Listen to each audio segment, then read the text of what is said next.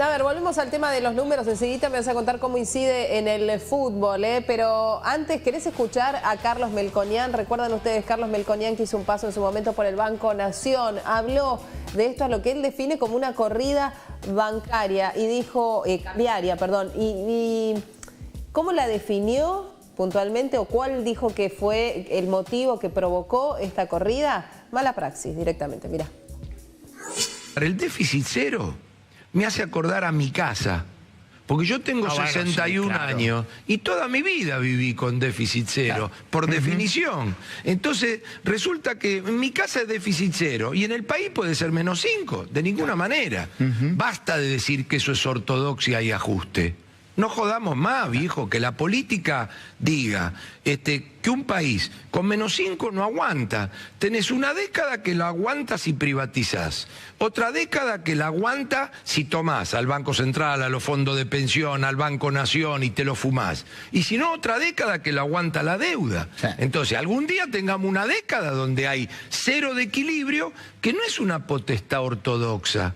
Es una cuestión de que todos los tipos en nuestras casas hacemos esto y después va al sector público y lo rifa. De ninguna manera. Por eso esto no involucra solo a este presidente que ha cometido errores de mala praxis, como lo he dicho 500 veces, sino también a toda la clase política. O sea, tenés un problema de diferencial muy importante en una cosa infinanciable en la Argentina y que este gobierno lo heredó. Entonces, no empecemos con que ver qué inventamos de viejas cuestiones demagógicas y populistas para poner en la mesa a decir, yo no me opongo al 1.3, pero quiero hacer esta cuestión fiscal. Entonces ya está todo el mundo avivado. Háganlo y se terminó el partido. Háganlo y se terminó el partido. ¿Por qué? Porque los que escuchan déficit cero y piensan que el gobierno tiene en realidad ideas ortodoxas, dice, bueno, esto tiene que ver con más ajuste, que en realidad ciertamente lo tiene. Hace un ratito Fernández Canedo nos decía, la forma de llegar al déficit cero o por lo menos al déficit 0,5, el gobierno la piensa como un regreso a las retenciones que le había quitado al campo. ¿Por qué? Porque la gente no se puede bancar más ajuste en este momento. ¿Y dónde vas a recortar? Y tal vez en parte del gasto público. A ver, tengamos en cuenta que este gobierno aumentó sideralmente la cantidad de ministerios. Por ahí también probablemente estén pensando pueda llegar a venir el recorte. La verdad es que todas las casas no viven con déficit cero, ¿no? Hay de un determinado nivel que medianamente se intenta llegar hacia fin de mes sin deuda. Hoy la mayor parte de la Argentina llega a fin de mes con mucha deuda y por eso, ¿no? Esta bicicleta que se hace en la mayor cantidad de casas de la República Argentina, creo. Fede, decíamos que en el fútbol también incide el dólar, ¿no? Sí, exactamente, porque muchos de los contratos que están firmados, de los futbolistas, de los entrenadores, se firman en dólares y no siempre tienen un tope de cotización, y esta disparada de ayer en el fútbol argentino generó un poco de alarma. Si querés, te invito primero a escuchar al presidente de Boca, se refirió al tema, y después te doy algunos detalles más. Por favor, a ver.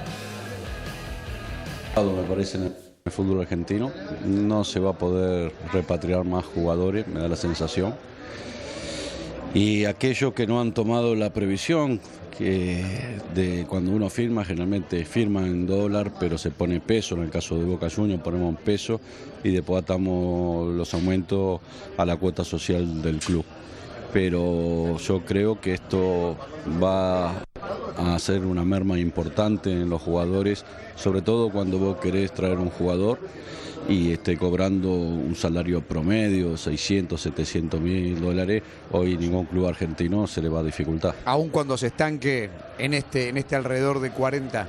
Y sí, porque cuando nosotros hicimos las operaciones, no te olvides que estaba 22, 23, claro. Y uno se maneja con el presupuesto. ¿Y con el plantel cómo haces? ¿Con el que está? ¿Hay un tope en este momento? Sí, ahí el contrato está firmado con la cuota social, con los ingresos.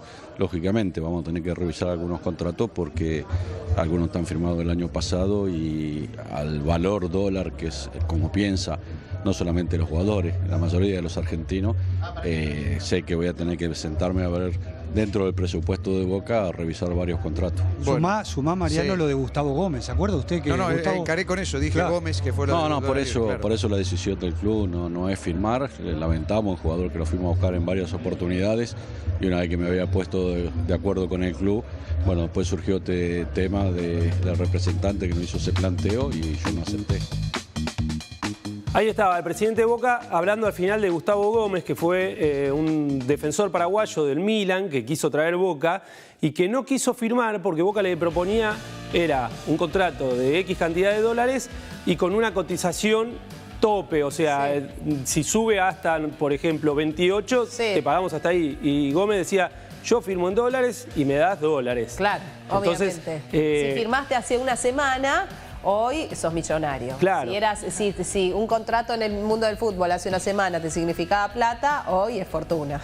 ¿Qué suele pasar con los contratos de los futbolistas? Esto sobre todo viene desde la época que estaba el cepo, que no había billetes en dólar para pagar. ¿Qué se hacía?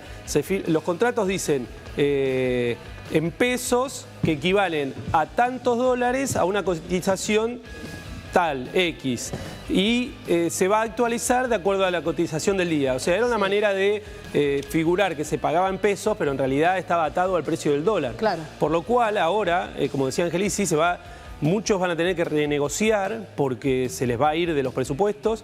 River, por ejemplo, todavía está pagando el pase de Prato, que lo compró en 11,5 millones de euros. Sí. Si bien los clubes en ese sentido venden al exterior también en euros, entonces tienen respaldo en ese sentido. Pero va a afectar mucho, vamos a ver obviamente cómo termina fluctuando ahora la cotización del dólar, pero en el fútbol argentino hay preocupación.